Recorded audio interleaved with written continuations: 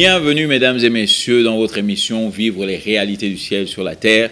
Je me présente, je suis le pasteur André et nous avons comme règle d'or sur ce plateau que Jésus-Christ le Seigneur est la parole de Dieu et l'autorité finale.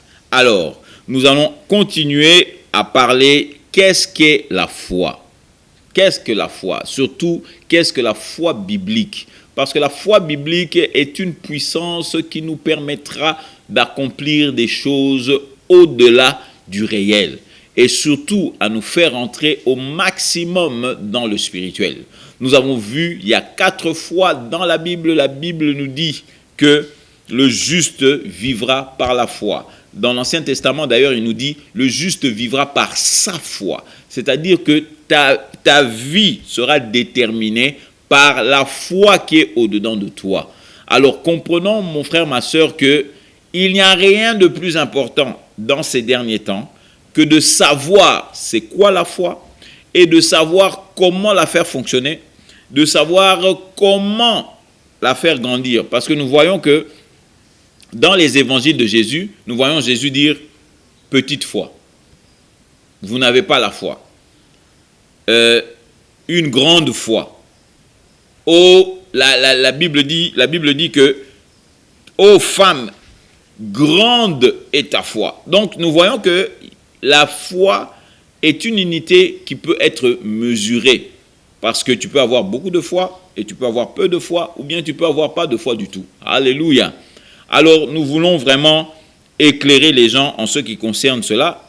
Et puis, nous avons déclaré que si la foi est si puissante, pourquoi les chrétiens sont si impuissants? Alléluia. Si la foi est si puissante, pourquoi les enfants de Dieu souffrent alors? Parce que ça sert à quoi que Dieu nous ait donné une force si puissante et puis après nous nous retrouvons dans la souffrance? Alors ce que nous étions en train de dire, c'est que c'est très possible que nous ayons mal défini la foi. Peut-être que la chose dans laquelle tu vis, tu crois que c'est la foi, mais ce n'est pas la foi. Alléluia. Nous avons démontré un exemple dans Matthieu 9, au verset 27, à partir du verset 27 jusqu'au verset 29. La Bible dit que Dieu leur demande, Jésus-Christ leur demande, est-ce que vous croyez que je peux faire ceci? Et ils lui disent, oui Seigneur. Maintenant, quand ils lui disent, oui Seigneur, la Bible dit qu'il les toucha, et puis en même temps, il leur dit qu'il soit fait selon votre foi. C'est très intéressant. Tu poses une question sur la croyance, mais tu dis que cela soit fait selon votre foi et non pas selon leur croyance. Jésus-Christ aurait pu leur dire que cela soit fait selon ce que vous avez cru dans votre cœur. Mais ce n'est pas ça. La Bible nous dit maintenant dans Romains 10, au verset 9, au verset 10 plutôt, la Bible dit que c'est en croyant du cœur qu'on arrive à la justification. Et c'est en confessant de la bouche qu'on arrive au salut. Maintenant, le mot salut dans la Bible vient du mot grec soteria. Le mot soteria, c'est délivrance d'un danger imminent, s'il vous plaît. Délivrance d'un danger imminent, mais si vous regardez bibliquement parlant, le mot soteria veut dire prospérité, veut dire délivrance, veut dire réussite, et surtout, il veut dire tout ce que Jésus-Christ a fait sur la croix pour vous. Alléluia. Tout ce que Jésus-Christ a fait sur la croix pour toi fait partie du salut. Mais maintenant, il dit que quand tu crois du cœur, tu es justifié. Alléluia. Mais quand tu confesses de la bouche, tu vois la manifestation de ton salut. Alléluia. Le salut maintenant se manifeste. Amen. Donc, ce qui fait que si tu as une mauvaise définition, tu croyais que ce que tu croyais dans le cœur, c'était la foi. Non, non, non, non, non. Il te dit ce que tu as dans le cœur, ce n'est pas la foi. Il faut que tu le fasses sortir par ta bouche. C'est pour ça qu'il dit aux jeunes garçons là, il leur dit, hey, est-ce que vous croyez que je suis capable de faire ça? La croyance est dans le cœur. Maintenant, Jésus voulait que ce qui est dans le cœur puisse sortir. C'est pour ça que quand ils ont dit, oui Seigneur, Jésus-Christ a dit, bon, ça c'est votre foi, ça. Maintenant, que cela soit fait selon votre foi, selon ce que vous avez dit, ce que vous avez confessé. Et le pasteur André était en train de vous dire que la première loi que vous devez réaliser en ce qui concerne votre foi, c'est que votre foi ne dépassera jamais votre niveau de confession. Votre foi ne dépassera jamais votre niveau de confession. En d'autres termes, si les gens confessent maladie, leur foi ne guérira jamais cette maladie. Alléluia. Parce que leur foi ne peut pas dépasser ce qui sort de leur bouche. Si les gens confessent pauvreté, ils ne pourront jamais passer, ou bien comme je dirais, ils ne pourront jamais aller au-delà de la pauvreté. Alors, bien sûr, il faut comprendre que lorsque le pasteur André parle de la confession, ce n'est pas confesser les péchés. Ce n'est pas que tout belamassoum. Le mot confession, dans le Nouveau Testament surtout, veut dire homologio. Il est pris du mot grec qui dit homologio. Et le mot homologio vient de deux mots. Vous avez le mot homo, qui veut dire la même chose. Homo, la même chose. Homonyme, homosexuel, tout ça, ça veut dire que c'est la même chose. Alléluia. Homo veut dire la même chose. Logio veut dire la parole. Alors, quand le pasteur André vous parle de confesser, il parle de homologio, c'est-à-dire confesser la même chose que la parole. Confesser la même chose que la parole. C'est ça que je veux dire. Donc, quand tu dois confesser la même chose que la parole, c'est ça quand nous parlons de la confession. Donc, une mauvaise définition de la foi peut garder ta chrétienté dans le néant et surtout dans la défaite. Une mauvaise définition de la foi peut garder ta vie. Des gens qui disent que je suis dans la foi, mais ils meurent quand même. Alléluia. Ils disent que moi je marche par la foi, mais quand il est à l'hôpital, il meurt. Il dit que moi je marche par la foi, mais quand il n'a pas l'argent, c'est compliqué. Donc, il faut bien définir la foi. Qu'est-ce que la foi? La foi, ce n'est pas un simple petit principe biblique.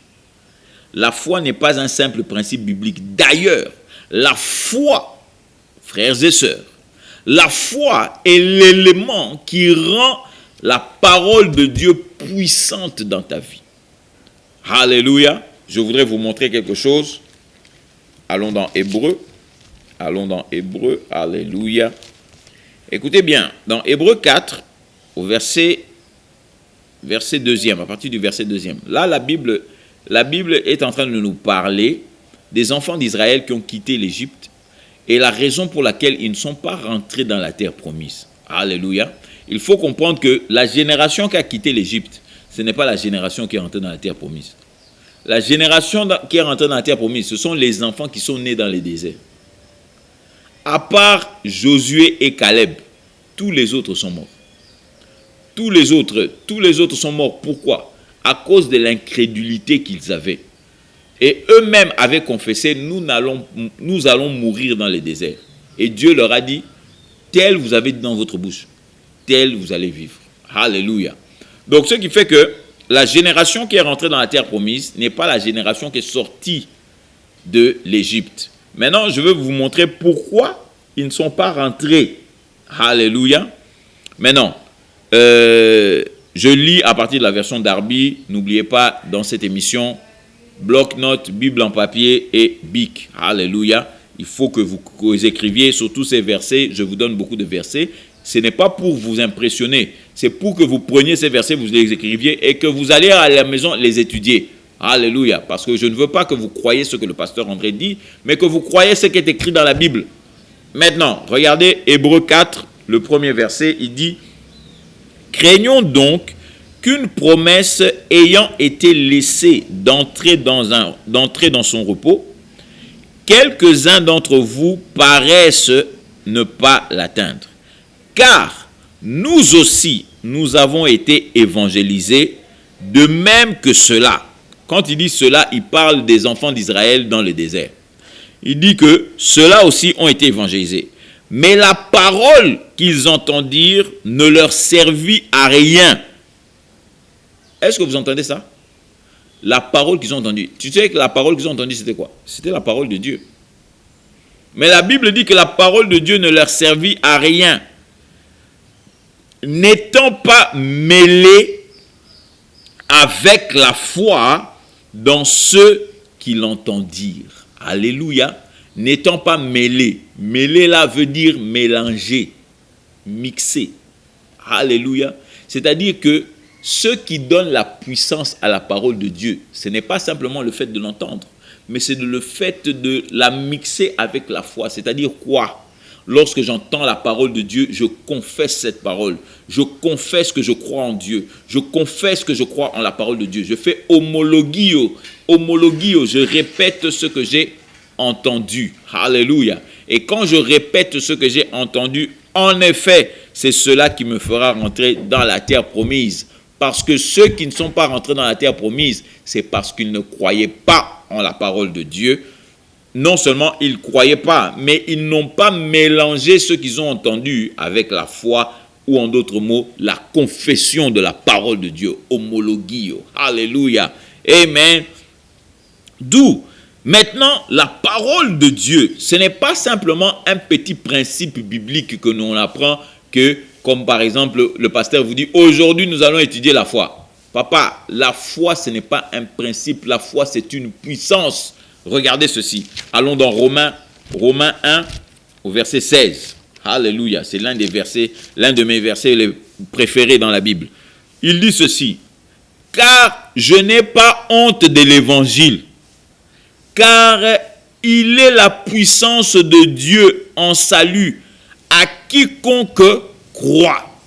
C'est-à-dire que la parole de Dieu, l'évangile de Jésus-Christ, devient une puissance lorsque tu crois, lorsque tu ajoutes ta foi à ces paroles qui sont dans le Nouveau Testament. Alléluia. La foi est une puissance, papa. La Bible dit, donc, elle est la puissance pour quiconque croit. Donc, la parole de Dieu devient puissance lorsque tu y mets ta croyance et surtout lorsque tu le confesses de ta bouche. Alléluia. Amen. Gloire et louange à notre Dieu. Alléluia. D'où ce qui fait que la femme, par exemple, qui perdait son sang dans la Bible. Vous vous rappelez de cette femme? La femme qui perdait son sang dans la Bible dit qu'elle est sortie de ses ailes en se disant que si je touche le pan du vêtement de ce monsieur, je vais guérir. Ça, c'est une histoire formidable. C'est-à-dire que cette femme a pris la décision, quand elle était à la maison, que si elle sort et qu'elle va toucher les vêtements de Jésus-Christ, le pan du vêtement de Jésus-Christ, elle va être sauvée. Maintenant, quand vous lisez cette histoire, vous allez voir que cette femme, elle est sortie de chez elle, elle est arrivée jusqu'à Jésus-Christ. Quand elle est arrivée, elle n'a même pas appelé Jésus-Christ. La Bible dit qu'elle a simplement touché le pan de son vêtement. Et quand elle a touché le pan de son vêtement, Jésus-Christ s'est arrêté. Il s'est arrêté et il a dit aux disciples, qui m'a touché? Mon frère, ma sœur, lorsque tu demeures dans la foi, tu feras des choses que même Dieu lui-même ne s'attendait pas. Alléluia. La Bible dit qu'elle a touché le pan du vêtement de Jésus et Jésus-Christ lui a dit quoi? Il a dit à ses disciples, qui c'est qui m'a touché? Les disciples autour de lui lui disent, mais mon frère, tu te moques de nous. Parce que Jésus-Christ, véritablement, quand il se promenait, c'était comme une petite star. C'est-à-dire, tout bazar qui est bêlé autour de lui. Les gens se tournaient tout autour de lui. Mais voici que, quand on l'a touché avec la foi, paf, c'est le toucher qu'il a compris. Les gens le touchaient, rien ne partait. La puissance n'était là. Jésus-Christ, c'était la guérison elle-même. Mais les gens le touchaient, rien ne se passait. Les gens le touchaient, rien ne se passait. Mais lorsqu'une femme est venue le toucher avec la décision que je vais être guéri, elle a touché, la Bible dit, paf, une puissance est sortie de Dieu. La foi tire de la puissance de Dieu. Écoute-moi bien, la foi tire de la puissance de Dieu. Quand tu es dans la foi, papa, tu peux tirer la puissance de Dieu sans que même Dieu ait prévu d'enlever sa puissance ce jour-là. Parce que si vous regardez bien, vous verrez Jésus. Jésus ne dit pas, j'ai relâché une puissance. Il dit non, une puissance a quitté mon corps. Une puissance a quitté mon corps. Pourquoi? Parce que quelqu'un a touché par ce qu'on appelle la foi. Alléluia. Mon frère, ma soeur, vivre par la foi est une vie extraordinaire. Vivre par la foi est une vie surnaturelle. Dieu ne veut pas que tu vives comme tu vives.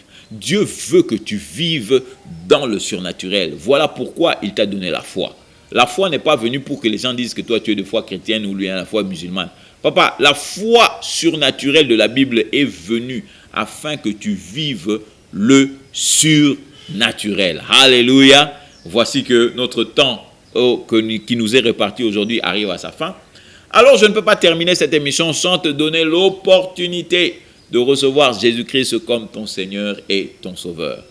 Alors, peu importe où tu te trouves, mon frère, ma soeur, je voudrais simplement que tu fasses cette prière avec moi et que tu entendes ces choses, que tu les répètes avec moi. Dis simplement, Seigneur mon Dieu, aujourd'hui j'ai entendu ta parole et je crois que tu es le Dieu vivant.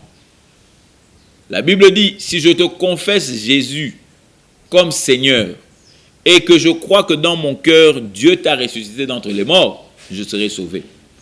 Alors je décide aujourd'hui, papa, de confesser Jésus comme mon Seigneur. Et je décide de croire pleinement dans mon cœur que Dieu l'a ressuscité d'entre les morts. Et la Bible dit, je suis sauvé. Alors je reçois ton salut maintenant dans le nom de Jésus. Amen. Amen mon frère, amen ma soeur. Si tu as fait cette prière, en effet, la Bible dit à tous ceux qui l'ont reçu, il leur a donné le pouvoir de devenir enfants de Dieu. Donc tu es un enfant de Dieu aujourd'hui. Alléluia. La bénédiction est à toi. Tout ce que ton Père a préparé est à toi. Et je veux t'encourager maintenant à trouver une bonne église, un endroit où Jésus-Christ est reconnu comme Seigneur. Vas-y, prie. Si tu ne connais aucun endroit, nous avons un numéro sur l'écran. Tu peux nous appeler et nous allons te diriger. Et nous allons même prier pour toi. Car Dieu sait exactement dans quelle église tu dois aller. Mais je veux que tu comprennes, toi mon frère, toi ma soeur, je veux que tu comprennes que le temps de vivre les réalités du ciel sur la terre dans ta vie est arrivé. Alors je suis le pasteur André, vous rappelant que Jésus-Christ est Seigneur et que la parole de Dieu est l'autorité finale. À la prochaine et à nous revoir. We clap our hands to give you the praise, and we will praise you for the rest of our days. Yes, we will praise you for the rest of our days.